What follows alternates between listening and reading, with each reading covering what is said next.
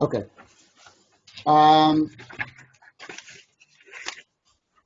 So last week we talked about the Rambam has in his Sefer, he has one verse, which is the thematic verse for the entire book, and he has it copied on each one of the 14 parts of the Mishneh Torah. And that is the statement by Abraham, which is Vayikra b'Shem Hashem Ke'olam, and he called out in the name of God, the eternal, the God of the universe. So we talked about last week that that the word Olam is best translated, not Olam means world, but really means better translated as world view, which means that he lived in a world that the people around him believed in magic. And they believed that by doing rituals you can manipulate the gods, and then you can move your position up in status and significance by doing that. Okay? He was trying to bring people into a different world. And what world was that?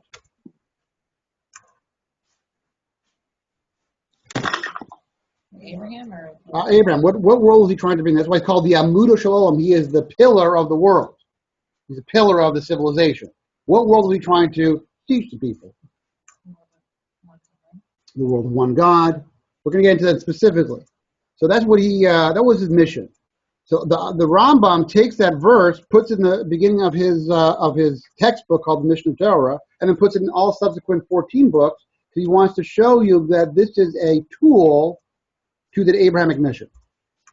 To put it in, let's say, in world history terms, Avram lived in the Dark Ages. He wants to bring enlightenment in the Renaissance. That's what he's doing. Okay? And we talked about that, we mentioned last week that the world, Adam and Eve had a knowledge of God, but due to their sin, their sin of the Eitz Hadas Tov Ra, the eating of the fruit of good and evil, which means that they went from seeking knowledge, naming the animals and seeking knowledge for its own sake, to be status seekers. Okay? And let me text him on here. That expressed itself. Just a quick review. Adam, after the sin, he renamed his wife. What did he name his wife? What did Adam name Eve before? She was called Isha, woman. Chava. Aim Kol Chai. She's the mother of all living things, which is sort of like a honorific. Because if it's like arm candy, like if she's amazing, by definition, how amazing. And then after Chava had Cain, she called him Cain, which was the word konet, to acquire. Kanisi ish es Hashem. I acquired a man with God. So she's like co-partners with God, and not a junior partner either. Okay. Then you see their kids kind of have the whole fight, etc. And then they have a kid, Chanoch. They have a grandkid. Cain has a kid, Chanoch, and has a child, and then he names the city after his kid. And then generations later, you have the rise of idolatry, which you read in your work in the Rambam, and you had people who are then the leaders are taking women from all they choose. They're feeling a sense of entitlement. They're the leaders. They're pursuing their interest is view themselves as independent sovereigns. So that's the world that Avram's trying to balance, to fight against and bring a renaissance. So let's have a reading. Halacha 3, and this goes into specific details. So who would like to read? Elise. Okay. After this mighty man was weaned, he began to explore and think. Though he was a child, he began to think incessantly throughout the day and night, wondering, how is it possible for the sphere to continue to revolve without having anyone controlling it? Who is causing it to revolve? Surely it does not cause itself to revolve. Let's stop right there. So basically, this is not mentioned in the Chumash itself. Rambam gleans from Midrashim, okay, as far as the early years of Avram, because he lived in idolatrous age. So how did Avram become Avram? So basically, what really was Avram's thought about the nature of the universe? there was something causing. Right. In other words, hey, what It wasn't if just happening. Something was sustaining it. right? It seems to be there seems to be a motion. There seems to be a cause. In other words, he was pointing to if there is an effect which is called the universe, that points to a cause. The thing is, all this is assuming is implying over here that the Earth is round. Right. So that's what they call a Ptolemaic perspective, that the Earth is not only is round, but it's in the center of the universe, and there are 9 spheres, and they revolve it. But leaving that antiquated and wrong vision of the universe out, but the basic idea, the basic mental move that there is motion in the universe, and that would presuppose a source of a prime mover. That was little Avram's thought. Now, he didn't have us in 5 seconds. Let's keep on going. He had no teacher, nor was there anyone to inform him. Rather, he was mired in Ur-Kasdim among the foolish idolaters. His father, mother, and all the people around him were idol worshippers, and he would worship with them. However, his heart was exploring and gaining understanding. Ultimately, he appreciated the way of truth and understood the path of righteousness through his accurate comprehension. He realized that there was one God who controlled the sphere, that he created everything, and that there is no other God among all the other entities. He knew that the entire world was making a mistake. What caused them to err was their service of the stars and images, which made them lose awareness of the truth. Okay, stop right there. So he, as I said before, this took him like 37 years in the previous halacha. So he comes to essentially it's not simply the fact there is a God, but what else does the Rambam add? He appreciates the way of truth and understands the path of righteousness. So not only is it what we call monotheism, but that living in a lawful world means that you too have to live in a lawful way. To be part of Hashem's world, you also have to be righteous. If they are part of, there was a right. In other words, not only is there the universe has a cause, okay, that's very good, but there's also a right living. There's a righteousness. He came to that awareness. In other words, not simply that he was just had an abstract philosophical thought, but there was a lifestyle as well that was aligned with that. So that's the ethics to go with the mind. Exactly. There's a justice.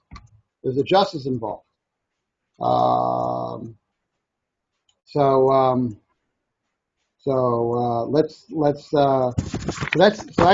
then what does he do? So first of all, he knew the entire world was making a mistake.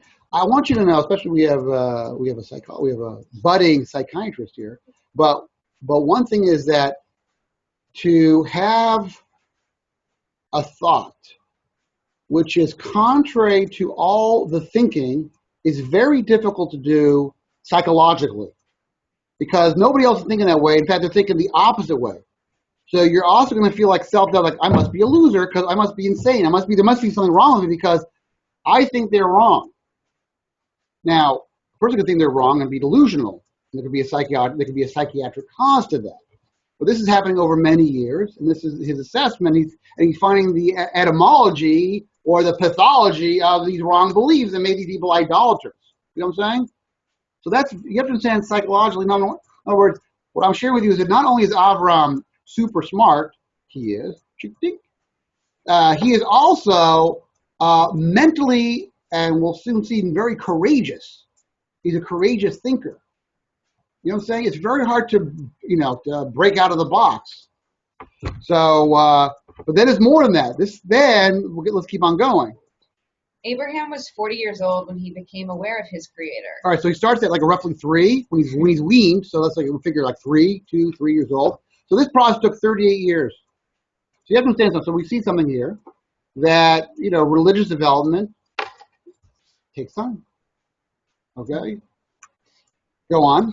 When he recognized and knew him, he began to formulate replies to the inhabitants of Ur-Kasdim and debate with them, telling them that they were not following a proper path.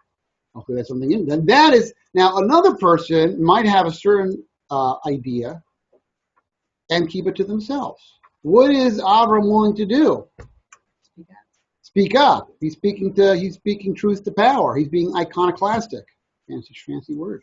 Okay, literally going to be iconoclastic in a second there. But in other words, he's actually, now why is he doing that?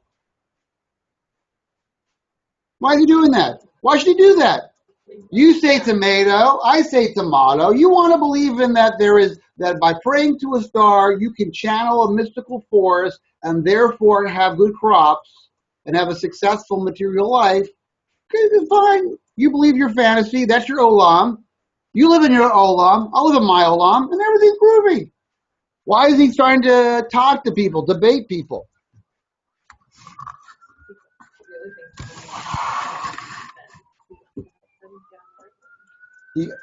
True, but what's that? What's that emerging from? Why would he want to do that? He cares about that. Truthfully, if you don't care about somebody, then you don't have to do anything for them.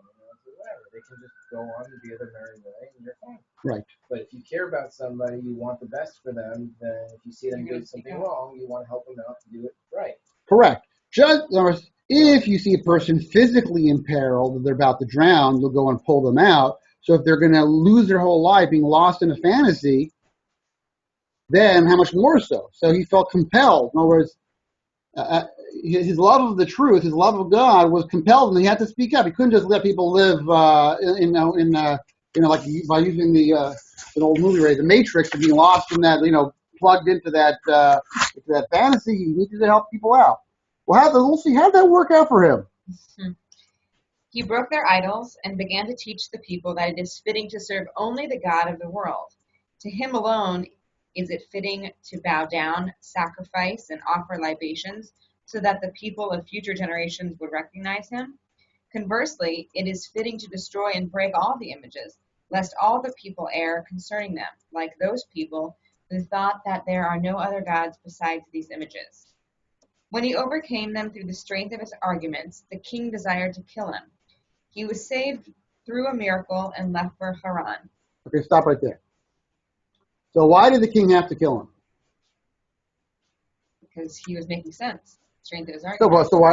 Fine. All right. People to not follow what he said, not what Abraham said. Exactly, because as was said in the earlier halachot, is that there's always going to be a relationship between the sovereign ruler and the religion they call the religion of the state.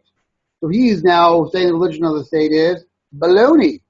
So what is the king's rightful concern? He's going to undermine. Yes, he's going to undermine his authority, and there could be a revolution, and he could be killed. So basically, Avram must become an enemy of the state by design. And the Midrash says, who was the king? Midrash. Rambam does not say his name, but who was the famous king in the Midrash? They tell it every Hebrew school also. Nimrod. And where did he throw Avram? According to the Midrash, into the fiery furnace. Okay, I believe that Midrash is taken actually by the story of Nebuchadnezzar in the book of Daniel, where the three guys, Hanani, Mishael, and Azariah, who refused to bow down to the golden idol, are thrown into the fire furnace, and are miraculously saved. So to here, he was saved. He doesn't tell you what the miracle was. The bottom line is, basically what he's saying, based upon the laws of nature, Avram would have had a rather short career, because he and his head would be in two separate parts. Okay, so that was what happened. So then he ran to Haran. All right, then we keep on going. We get to the punchline here. There he began to call in a loud voice to all people and inform them that there is one God in the entire world, and it is proper to serve him. He would go out and call to the people, gathering them in city after city and country after country, until he came to the land of Canaan, proclaiming God's existence the entire time, as Genesis 21:33 states, and he called there in the name of the Lord, the eternal God. So therefore, wherever he went, he is trying to bring people to this renaissance, this enlightenment, and until he came to Canaan. And it says, Vayikra Sham V'Shem Hashem Kel Olam. Okay?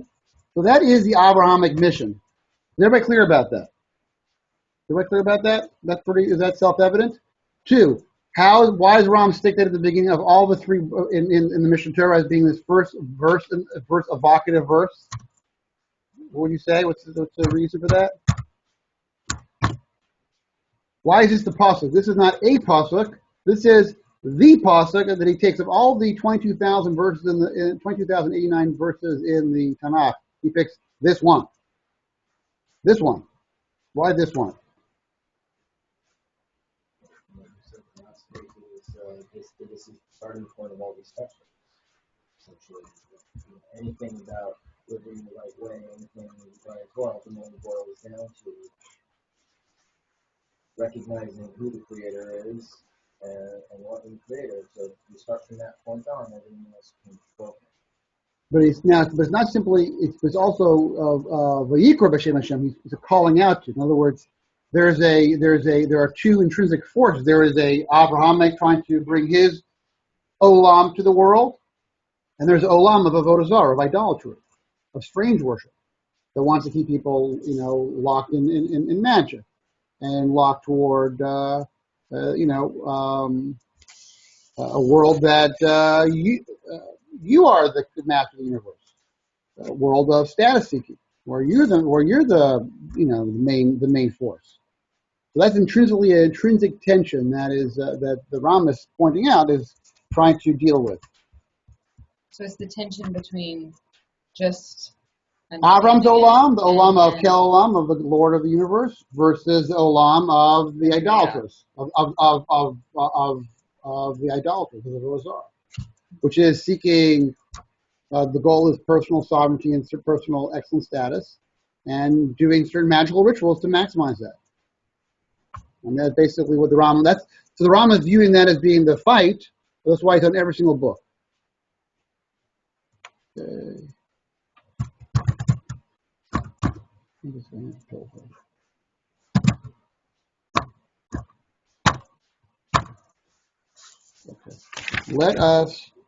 Okay, I gave you guys a bunch of questions. Why did Avram use the Socratic method? Oh, he has debates. And by the way, he stopped doing that, by the way. The next halakha, I didn't give it to you. He stopped doing that, which is an important lesson in life in general. What? I feel like that helps them realize it for themselves, because if he was just like telling them, then by using that method, then he can sort of get them to sort of say it themselves. Right. So he's showing. So you think the goal of life is X? Well, what about this? In other words, to allow people to. That's what Socrates did. He asked people basic questions to show them, the weaknesses of their positions or the unclarity of their positions. So Avram's having these debates. Now he stops doing that because why did he stop doing that? Who can guess? Well, but he moved on. He kept on talking to people. Every time. No, it's the next. It's in the next halacha. I didn't share it with you guys, but this is sort of a separate point. Why do you think he did that? Stop using the Socratic methodology. Because then, for example, we know about because what do we see in the Chumash? Talked about him inviting guests. Vayita Eishel, he builds an orchard. People come in for refreshments, Monday night classes, sushi, wine. Instead of doing more of a combative kind of legalist, that generally you don't win arguments by and large, except for very exceptional people. It's too confrontational. He took a much more indirect approach. That's a separate point. So Avram the young man was far more took a much more assertive, aggressive approach. But then I think that he found it to be not so effective. Like, how many people going through the turnstiles every day are going to even be at all receptive to that? Most of them probably just taking it and throwing trash and anything in the first place. And so, like, they're not, putting a lot of effort into it. They're probably not getting very far. Right. All right. Well, look. I mean, I assume that they do it. They feel they get some sort of return. Okay. So that really finished up what I want to accomplish in class number 2. Now we're up to class number 3, which is really nice. No, it was an unrealistic amount to do in one class. Okay, whatever you want to call that. So now the Rambam has a second verse. he wants to get you into a second biblical thread. And that's a verse from Tehillim, Psalms 119. Then I will not be ashamed when I gaze upon all your mitzvot. Okay, so that's from Tehillim, from King David. All right? So, well, I want to do a little in-class exercise. Did everybody, let me bring it up here. And these are both on every page? Both of these verses on? No, that's only from that's the only time that verse is there is on for the whole book. Oh. So he has B'Shem Hashem Kel Olam is on every one of on the whole book and all the other 14 subdivisions of minor books. And then this one, this verse is the verse on the whole book. Okay, which question is why is it the verse on the whole book? Okay, so we're doing a little in-class exploration. I'm going to share this with all right.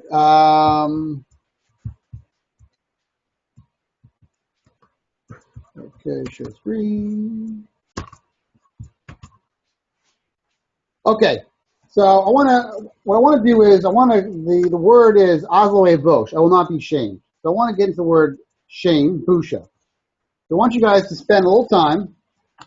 And you guys in Zoom land can let's spend a little time. Okay, I'm going to read it out. Well, let's do it together.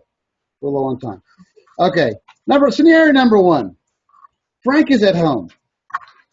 He's looking at the 10th high school reunion invitation. He was laid off last week.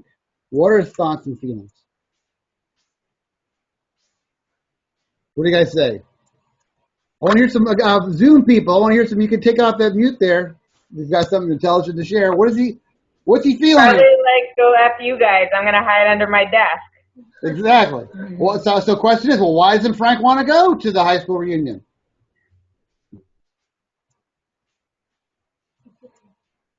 Why?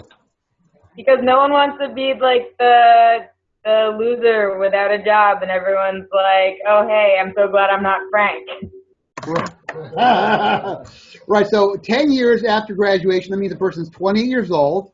So they should already be at their, well into their first or second job, whatever. And so what's the definition of shame? You feel shame. What is shame?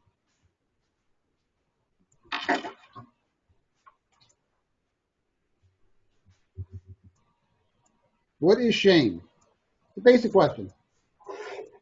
Like I should be something else. I should be something else. So what should I be? Who determines what I should be? Let's ask that question. Who determines what I should be, that I should know, that I should feel bad or inferior, that I am unemployed at my 10th year anniversary, graduation? Go ahead. I think, are you looking at me? I'm looking at all you guys. Anybody wants to talk?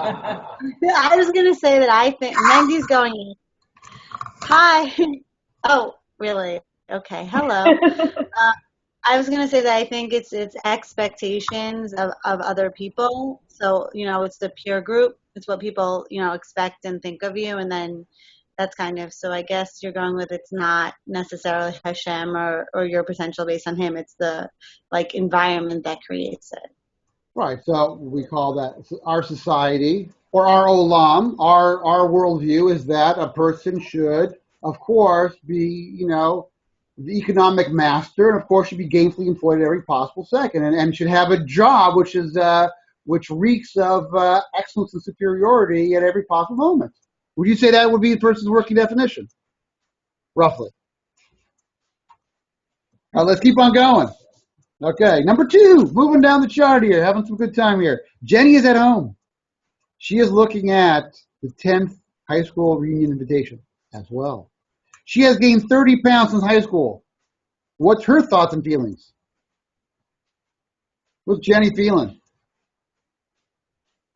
First of all, is she going? She's no. Lisa's going with a big no can do on that one. Why not? Because the same sort of thing. She's embarrassment, whatever. She thinks she should still look the same, or she's downgraded or whatever. She should look better. What? She should look better. Right, exactly. Right. So and therefore what? And therefore and since our society has ranked the person, the overweight person, the obese person as being intrinsically inferior, so she feels a sense of intrinsic lack because of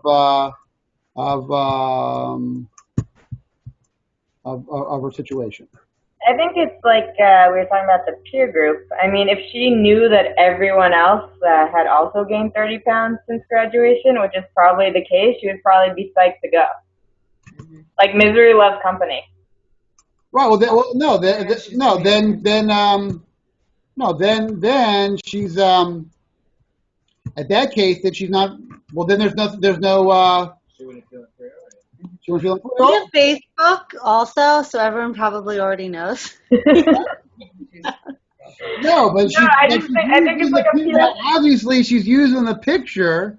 First of all, either she has super high privacy settings, nobody can see her current condition, A, or B, she's putting, or you're only seeing headshots. I just think it's about having other people. It's like if someone, I really think it's about like the peer thing. If someone's like fat in the woods and no one's around to see it, then like no one cares. It's true. Well, That's Facebook didn't exist when I had my 10th high school reunion, and it was the who's going.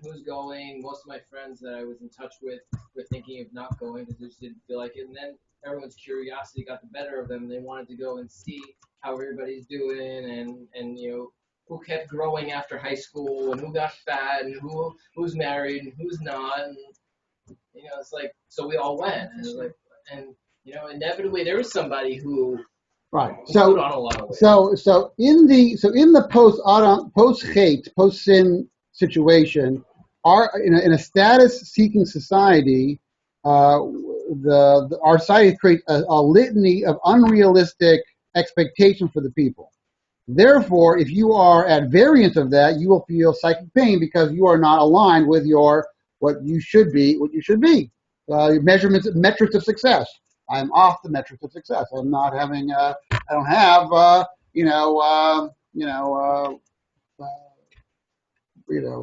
Abs of steel. Whatever. I don't have. Whatever I should have. Okay. Let's keep on. Everybody wants to know how their ex looks from high school, or that person that they never had the guts to ask out. Are they still looking hot? Right. That's the Right, because the reason why I picked this example of the high school reunion, because that is the ultimate. It's the opportunity where all these measurements and metrics of success are being assessed by everybody. You come there, you are being judged on everything. What are you wearing? What do you look like? What car did you come in? What are you doing? Who are you married to? Who are you living with? Who are you not living with? Et cetera, et cetera. That's it. So the metrics of society of success, no matter how unrealistic they may be, you're being judged. So therefore, a person who is feels a complete loser will feel that psychic pain, will not even show up, and in fact will feel bad about that. And just the opposite is, are you going to go? It's just like pain. Okay, here we go, another one. Steve logs into Facebook and sees that his quote-unquote friend, one of his 3,000 closest friends, obviously, had posted a picture of him drunk and looking like a fool last Saturday night's karaoke party. What are his thoughts and feelings?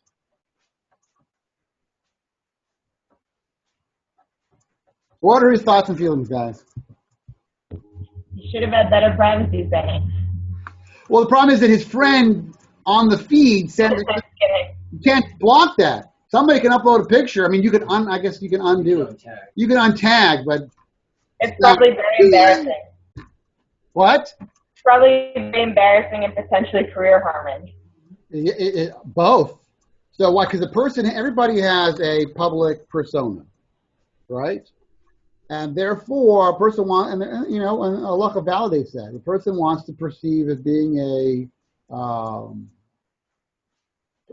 person of rank and distinction in the community, and lo and behold, here he is, face down in his own vomit at the old at Sweeney's on Saturday night karaoke night. He's feeling a little bad because he's been revealed, he's been outed as being a drunk or prone to drunkenness. You know what I'm saying? So therefore he's feeling a sense of shame, busha. But now I'm scenario 4 and 5. I want to start to shift the gears a little bit. Michelle slams down the phone. This is scenario 4. She just had the same fight with her mother. She promised herself that she would not have when she made the call. What are her thoughts and feelings?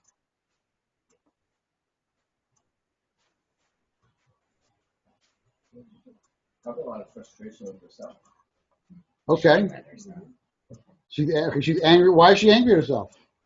So rationally, she would be aware of what she should be doing. Right. She had the knowledge, but she couldn't do it. She couldn't control herself. Right. She could not control her emotions. And she feels bad about that. And she knew it. No, she knew, I'm going to say this, trigger 1, trigger 2, trigger 3, boom. This is going to have another unproductive conversation, which was going to end up by slamming of the phone on the thing. And you never love it. You know, whatever the thing may be. And that's it. But there's a sense of, now, is that the same kind of shame or bad feeling that Frank, Jenny, and Steve have? Or internal. The internal assessment. And it's also a more realistic sense of, you know, that I don't have the maturity or the willpower or the self-control, the discipline, whatever the terms may be, the awareness, whatever the what's holding me back to be able to deal with this obsessive behavior, which I know is bad, and I know is going to ruin me, and I know I'm going to pay the consequences, but I still tend to do it anyways. So that's another kind of feeling bad, and also a kind of busha. Let's go to number 5, and I'll put it all together. Joe just slammed the door to his office. He just finished having the same petty power struggle with his partner, Alan, that he promised himself he would never have again. What are his thoughts and feelings?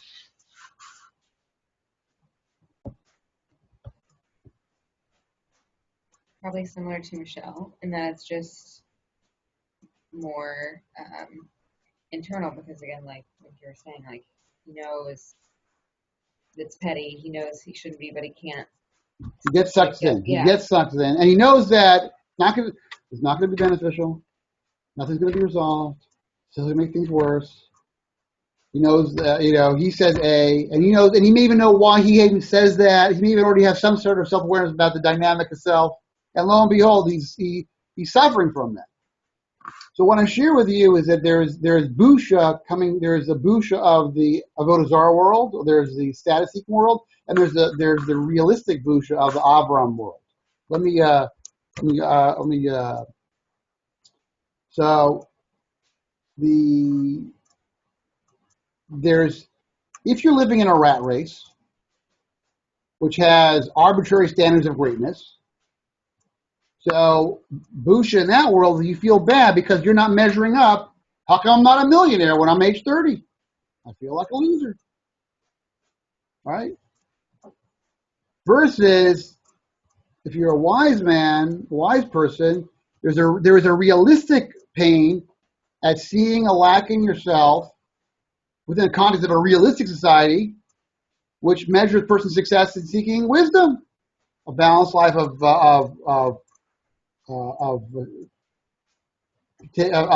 moderately, taking care of your needs, and also ongoing learning. Or he feels that immaturity. That's a helpful busha versus a unhelpful busha is feeling bad because if I'm a girl, I'm not a size 2, which I was one for 12 seconds when I was 13. Okay, right? So you know what I'm saying? Well, that's because of it's coming from that rat race society that imagines that women should be this and men should be this, and there's no reason for that. You know what I'm saying? There's realistic busha, and there is unrealistic busha. There's the busha which is there's the busha which is helpful, which you're in Avram's olam, and then there's the busha of our olam, which is the rat race busha. So does everybody, before I go on, do you ever see there's the word a shame of the sense, the pain of feeling lack in oneself can emerge from 2 different causes. One can cause from a society that has unrealistic metrics of greatness versus a realistic metric of success.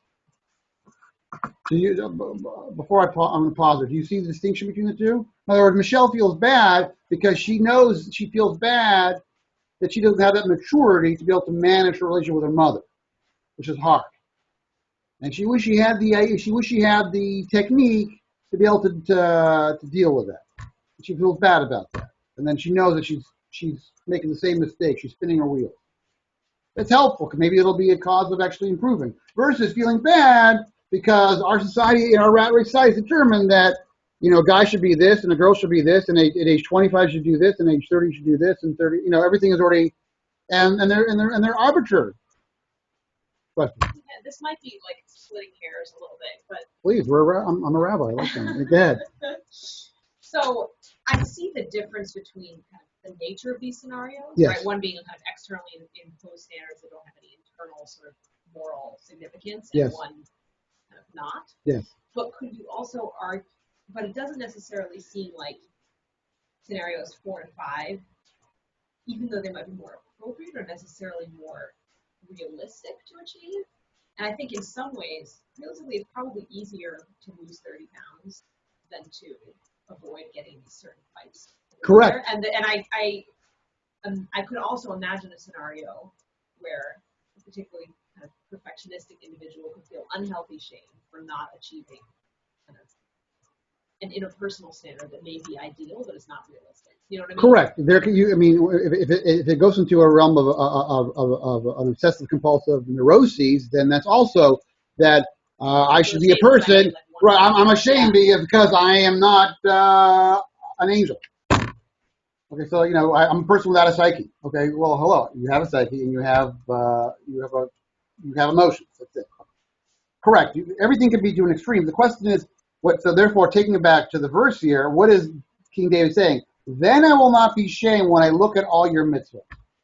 So he looks at, what does it mean? He looks at his lifestyle that is, he doesn't know all the mitzvahs, fully or deeply. So therefore, that means there are realms that are not being educated by the therapeutic value of a mitzvah. So he knows that this is a realm which has been unexplored, which by definition is going to be it's to be a part of my lifestyle, which is basically going to be, the default setting is doing what everybody else does. So in an unexamined society, in a dark age society, it's going to be magical, superstitious, irrational.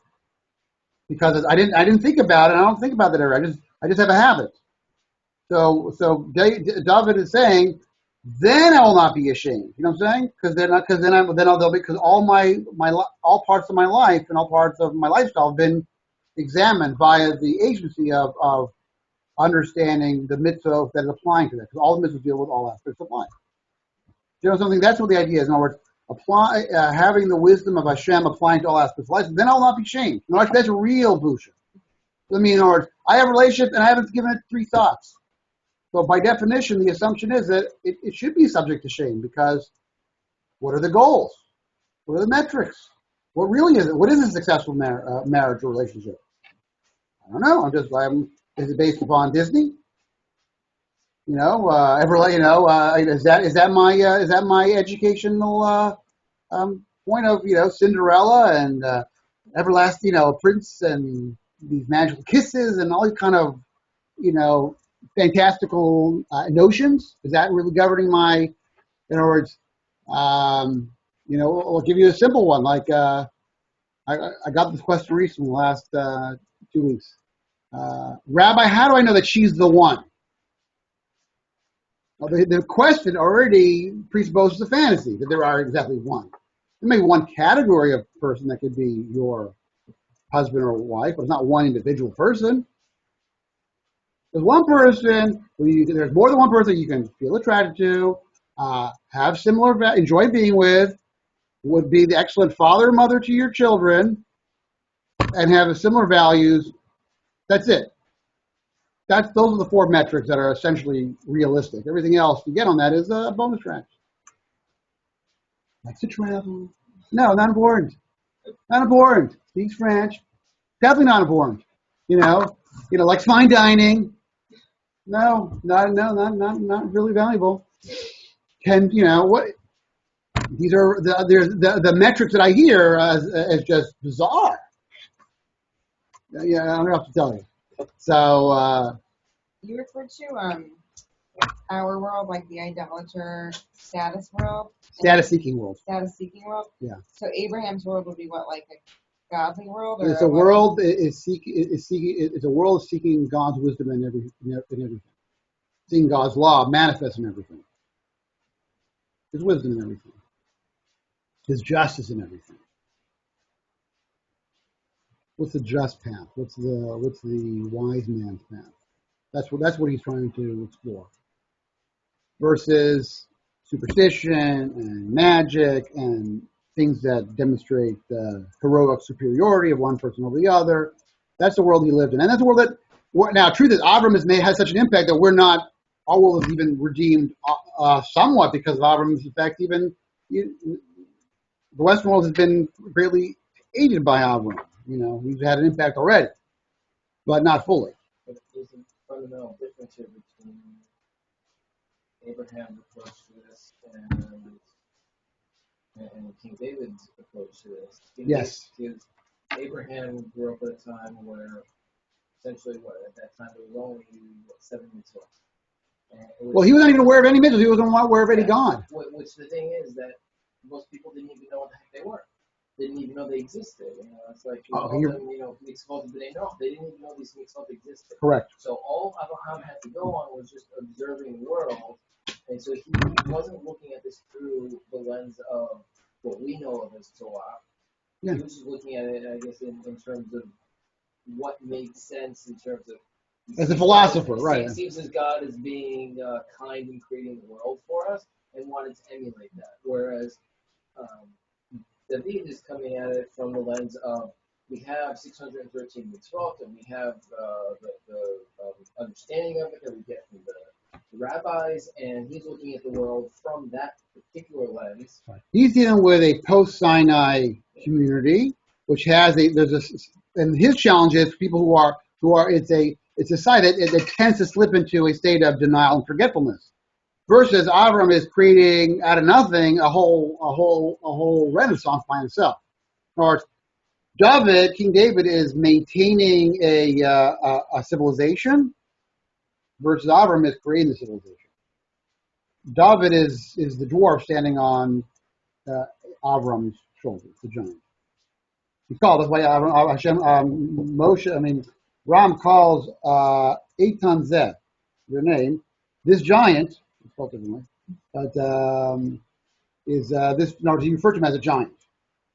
He was a Muda Shel Olam. He was two things. Why is he called a giant? He's a giant not in him. Sure, he was not 12 feet tall. He was rather a giant of a stature of a person. He's the giant that Strong person. He's Intrinsically strong. He's intrinsically strong, and he is the paradigm maker. He's able to change the world. He's changing the world, and the world has been changed already because of Avram. Even they talk about the three Abrahamic religions. Even today, it's named by him. So he was he was, as Mendel says, he's a philosophical giant. Correct, he is.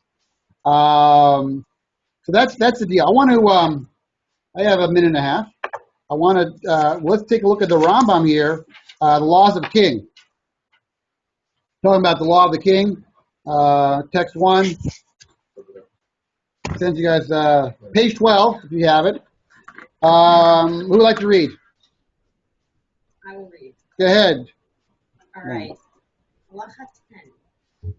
In all matters, his deeds shall be to make a point.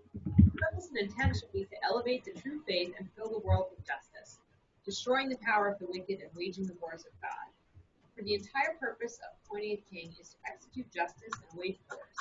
As Samuel states, our king shall judge us, go out before us, and wage our wars. Okay, so David is doing a number of things. So he's a king, so he's taking care of the military requirements, but his job is to fill the world with justice. One of his tools, he's also the CEO, the chief educational officer. So what text did he write? What text did David write Exactly. Tehillim, Psalms. Okay, most of which are from him. Okay, so the Rambam took a pasuk from him because David is teaching us as well. So part of his job is to block injustice, govern them properly, but to educate. That's the job of a Jewish king. When you think of kings, basically tyrants and King Lionheart, Richard the Lionhearted, and battling and waging wars. There are sometimes necessary for wars, but it's but to he's a little bit better. Laharim dasa emes to exalt the true religion. He's talking about the Abrahamic religion. That's his job. This is his mission. By the way, it's not limited to both Jew and non-Jew. It's not limited. It's not a parochial thing. And to fill the world with justice. I mean, that's it. And to break the arms of the wicked. In other words, to people who are opposing, who are tyrants, who are taking advantage of the poor. I mean, that's if you look at the critiques of the prophets throughout the books of the prophets was injustice. Idolatry and injustice is the main themes of the books of the prophets. That's the battle. That's the battleground. So that's the deal. So that's what David. So let's put it all together.